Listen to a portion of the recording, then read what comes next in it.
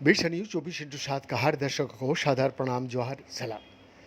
दर्शक, शाकाहारी भोजन के स्वास्थ्य संबंधी प्रभाव न केवल इस बात पर निर्भर कर सकता है कि आंत में मौजूद बैक्टीरिया क्या खाते हैं, बल्कि इस बात पर भी निर्भर कर सकता है कि क्या वो स्वयं आंत को ही खाना शुरू कर देता है।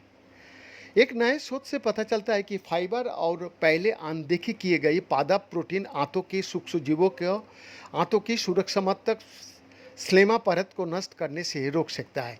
साथ ही ये पोषक तत्व बेहतर आंत, स्वस्थ और स्वस्थ शरीर का वजन से जुड़े चयापचयों का उत्पादन को बढ़ावा देती है। इन निष्कर्षों से पता चलता है कि भोजन, सूक्ष्मजीवों और मानव चयापचय के बीच संबंध वैज्ञानिक द्वारा पहले माने गए संबंध से कई अधिक जटिल है। यह निष्कर्ष इस व्यापक धारणा को भी चुनौती देता है कि शरीर में पाए जाने वाले कई जैविक रूप से महत्वपूर्ण यौगिक केवल आंत के जीवाणुओं से ही प्राप्त होता है।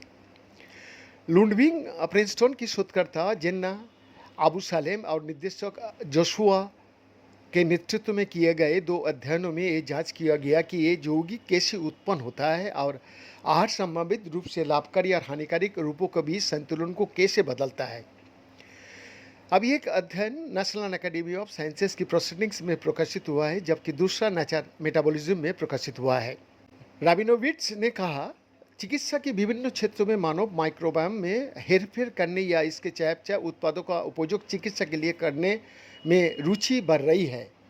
आहार माइक्रोबायोम और उसके परिणामों को नियंत्रित करने की अपार संभावना रखता है, लेकिन प्रभावी चिकित्सीय उपाय विकसित करने के लिए हमें ये समझने की आवश्यकता होता है कि आहार के कौन से पहलू किन सूक्ष्मजीवियों परिणामों को नियंत्रित करता है।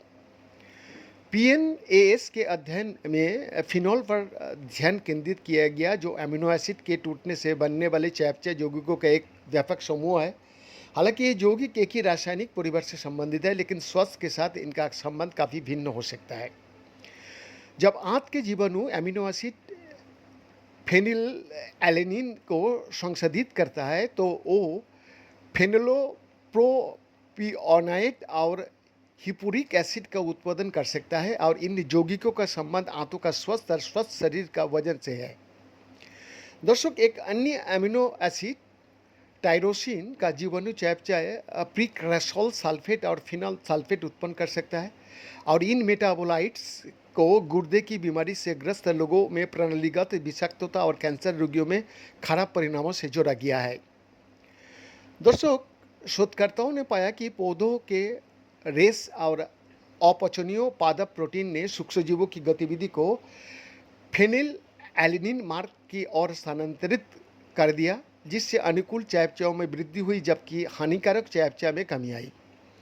अबू सलीम ने कहा, हमारे अध्ययनों से पता चला कि पौधों से प्राप्त फाइबर और अपचनीय प्रोटीन, जिन्हें हम फाइबर की नकल करने वाली प्रोटीन या प्रीक कहता है, फेनॉल मेटाबोलाइट्स का संतुलन को टायरोसिन से बने हानिकारक प्रकार से फेनिलएलेनिन से प्राप्त स्वास्थ्यवर्धक प्रकार की ओर स्थानांतरित कर देता है।